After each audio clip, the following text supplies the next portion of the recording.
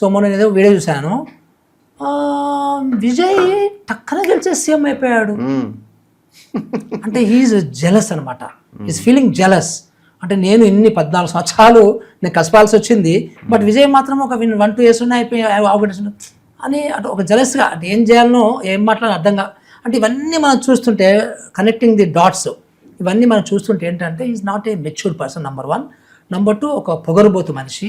Number 3 ఒక అవకాశవాది, ఒక పచ్చి అవకాశవాది. సో గ్యారెంటీగా తెలంగాణ వాళ్ళు 100% రిజెక్ట్ చేస్తారు అతన్ని, క్వశ్చనే లేదు. సో ఆయన రాజ్యాంగ పరంగా పోటీ చేయొచ్చు, కానీ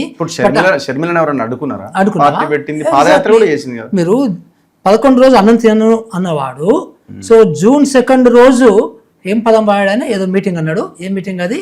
సో గమ్మత్తుగా అంటే నేను నవనిర్మాణం అంటే తెలంగాణని అంటే అంటే మా తెలంగాణ పెట్టిండు, అంటే నేనే మళ్ళీ పునర్నిర్మాణం చేస్తా అన్నట్టుగా. అంటే మాకు చేత కదా, తెలంగాణలో చేత కదా మాకు. పోయి నువ్వేం పొడిచావు 2 సంవత్సరాలు, ఏం పొడిచావు అక్కడ నువ్వు? సో నువ్వు ఇక్కడ తెలంగాణ బిల్డ్ చేయడానికి అంటే ఇదంతా కూడా ఏంటంటే ఒక అవకాశవాదం కంటే కూడా ఒక అగ్రెసివ్నెస్, అంటే ఒక దోపిడీ మనస్తత్వం ఉన్న మనుషులు ఇట్లా బిహేవ్ చేస్తారు. సో అంటే నేను అక్కడ ఏదో పొడిచేసాను, ఇక్కడ నాకు అభిమానులు ఉన్నారు కాబట్టి సో నేను ఇక్కడ ఏదో గ్యాప్ ఉందని అనుకుంటున్నాం. ఆయన ఏదో కలగా అంటున్నాడు, బట్ ఈ doesn't have anything in Telangana.